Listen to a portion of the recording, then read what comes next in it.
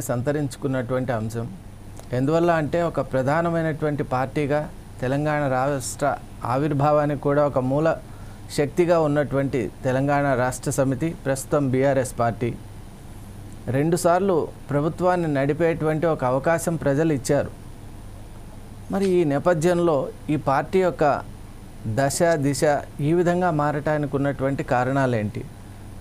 మరీ ముఖ్యంగా మనం చూసినట్లయితే కేసులు అలాగే కొన్ని స్కామ్స్ సర్ఫేస్ కావటం, ఆ తర్వాత ముఖ్యంగా అంతర్గతంగా ఉన్నటువంటి వ్యక్తుల మధ్య వైవిధ్యం ఏర్పడటం అనేటువంటిది ఏ పార్టీ కూడా అది మంచి అంశం కాదు.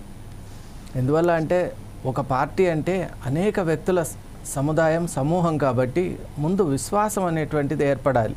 మరి ఆ విశ్వాసంలో ఎప్పుడైతే ఒక రకమైనటువంటి అపప్రద ఏర్పడుతుందో అది ఆ పార్టీకి ఎంతమాత్రం కూడా మంచిది కాదు. కాబట్టి ఈ నేపథ్యంలో పెద్దలైనటువంటి బీఆర్ఎస్ పార్టీలో ఎవరైతే పెద్దలు ప్రముఖులు వారి అంశం పట్ల ఎటువంటి భావన కలిగి ఉన్నారు, ఇప్పుడు ఏర్పడినటువంటి ఈ వైవిధ్యాన్ని వారు ఏ విధంగా సరిచేసుకునేటువంటి ప్రయత్నం, సమన్వయం చేసేటువంటి ప్రయత్నం చేస్తున్నారనేటువంటి అంశం కూడా అందరూ ఆలోచిస్తున్నాం. ఎందువల్ల అంటే ఏ పార్టీ అయినా కూడా ప్రజాసేవకు అంకితమై ప్రజల యొక్క అభివృద్ధిని ప్రగతి పథాన్ని కోరుకునేటువంటి పార్టీని ప్రతి ఒక్కరు కూడా స్వాగతిస్తారు. కాబట్టి ఆ పార్టీలో ఉన్నటువంటి అంతర్గత విభేదాలు సమసిపోయి తిరిగి ఒక చక్కటి వాతావరణం ఏర్పడాలని కోరుకుంటాం.